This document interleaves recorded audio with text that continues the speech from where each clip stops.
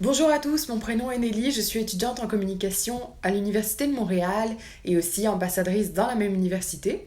Si vous avez cliqué sur cette vidéo, c'est parce que vous voulez en savoir plus sur comment lire une fiche programme, donc je vais vous y aider. Nous allons d'abord aller sur le site de l'Université de Montréal, Admission, pour trouver le petit programme qui me permettra de vous expliquer un peu comment une fiche programme marche. Ok, c'est parti. Donc, ici, nous sommes sur le site de l'admission. Donc, c'est admission.umontréal.ca, c'est le site officiel justement pour retrouver tous les programmes et bien plus. Nous allons aller trouver un programme dans le premier cycle. C'est juste un exemple, hein, mais on va faire ça. Hop. Alors, on va choisir, ok, architecture. Voilà, donc là, nous voici sur la fiche programme. Nous voici maintenant sur la page de présentation. Il y a plein d'autres onglets comme on peut le voir, donc admission, exigences, structure de programme, coût et financement, perspective d'avenir et règlement, mais on les verra plus tard. Donc pour commencer avec cette page de présentation, on a tout d'abord le sommaire et particularités. Donc vous pourrez le lire vous-même. Ce qui est très intéressant avec ce sommaire et particularités, c'est de passer la souris sur les différents titres afin d'en savoir plus sur de quoi il s'agit exactement. Donc par exemple le numéro de programme, le cycle, etc. Pareil pour les particularités, donc c'est très intéressant à passer la souris dessus. Si jamais vous avez du mal à comprendre les termes, même s'ils sont expliqués avec les petits textes en bleu, n'hésitez surtout pas à aller consulter le glossaire qui se trouve dans l'onglet Info Conseil, glossaire. Donc là, ça va vous aider à avoir un peu plus de définition, un peu plus de matière pour comprendre de quoi il s'agit. Donc si on descend un petit peu plus bas, on a la cote de rendement collégial. Donc c'est un système de notation québécois. Étudiants étrangers, n'en tenez pas compte. Ce n'est pas significatif pour vous, donc c'est inutile de calculer quelle serait la vôtre, ça ferait que vous embrouiller. Ensuite, si on descend plus bas, on a la présentation du programme, les objectifs, les forces, et ensuite on a accès aux personnes ressources, donc aussi appelées les TGDE, c'est-à-dire les techniciens de gestion de dossiers étudiants. Donc c'est les personnes qui vont vous permettre de vous orienter et de vous aider dans les démarches. Donc n'hésitez vraiment pas à les contacter. Et ensuite nous avons des autres programmes d'études un peu en lien avec celui-ci. Nous voici maintenant sur l'onglet Admission et exigences. Voyons ce qu'on y retrouve. Tout d'abord, des sommaires et particularités qu'on retrouve ici, avec quelques informations trouvées aussi sur la page de présentation. Ici, on a l'information que l'admission se fait seulement pour l'automne, parce que certains programmes acceptent aussi de nouveaux candidats à l'hiver. Ici, on voit que c'est seulement à l'automne. On trouve ensuite les dates limites de dépôt des demandes d'admission, les conditions d'admissibilité et d'autres détails.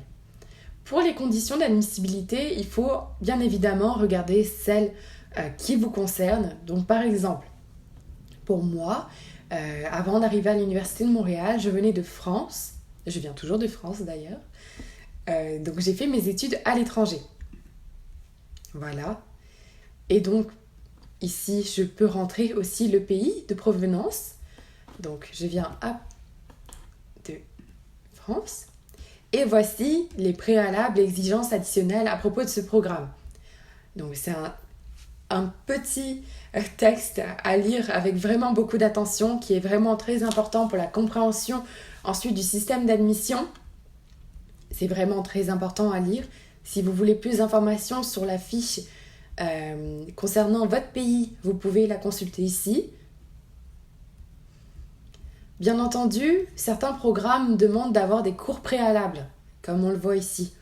Donc si vous ne savez pas de quoi il s'agit, je vous conseille fortement de cliquer sur le lien ici ou encore sur le lien que je vous mettrai dans la barre d'infos. Donc c'est tout pour cet onglet admission et exigences. Je vous présente maintenant l'onglet structure de programme. Donc c'est un onglet qui va vous présenter tous les cours que vous allez possiblement suivre. Donc je dis possiblement parce que certains sont obligatoires, d'autres à option, d'autres encore sont au choix. La différence entre les cours au choix et ceux à option, c'est que pour les options, vous allez pouvoir choisir parmi ceux qui sont proposés dans la liste, alors que pour ceux au choix, vous allez pouvoir choisir parmi ceux qui sont pas proposés, qui ne sont pas proposés dans votre programme. Donc par exemple des cours de psychologie ici, ou encore autre chose, de criminologie, de cinéma. C'est à vous de choisir. Ici par exemple, on voit que c'est des cours obligatoires. On va devoir prendre 24 crédits. Ici des cours à option, etc. Sur cette page, les cours sont classés par bloc. Donc ce n'est pas un ordre définitif de votre parcours.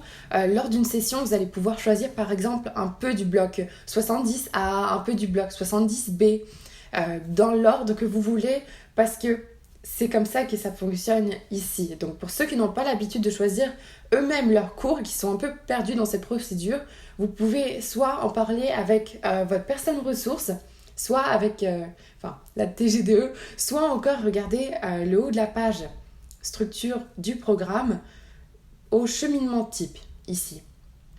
En fait, le cheminement type va vous montrer une idée de cheminement que vous allez pouvoir faire pendant les 3 ans du baccalauréat, ici.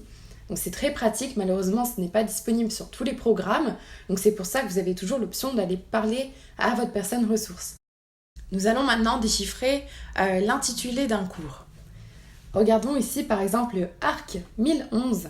Donc les lettres indiquent la discipline enseignée et le premier chiffre ici signifie généralement l'année d'études durant laquelle il est recommandé de suivre le cours.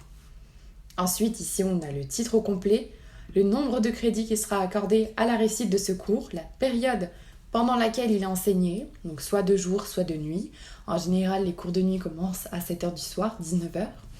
Et ici, un petit bouton que si on clique dessus, voilà, ça nous donne un résumé du cours, de quoi il s'agit. Et si vous voulez voir plus de détails, cliquez sur la fiche détaillée. Donc c'est tout pour cette page. Maintenant, nous allons cliquer sur l'onglet Coûts et financement. Nous voici maintenant sur l'onglet Coûts et financement.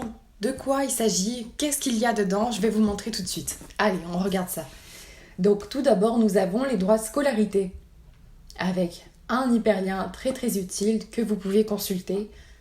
On a aussi les bourses avec le répertoire des bourses qu'il faut consulter aussi si ça vous intéresse. On parle d'aide financière, d'aide gouvernementale, d'emploi et aussi de frais de subsistance. Donc il s'agit juste d'une idée générale des frais, mais ça peut fortement aider. C'est tout pour cet onglet. Je vous laisse le lire par vous-même parce que c'est vraiment très intéressant, mais ça peut être un peu long à décrypter. Je vous laisse faire ça.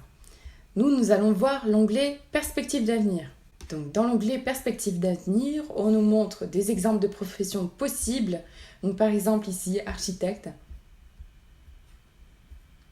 Encore une fois, je vous laisse lire cette page parce qu'elle dépendra de chaque programme et donc ça ne va pas forcément vous intéresser de lire cette page pour le baccalauréat en architecture. Passons maintenant à l'onglet Règlement.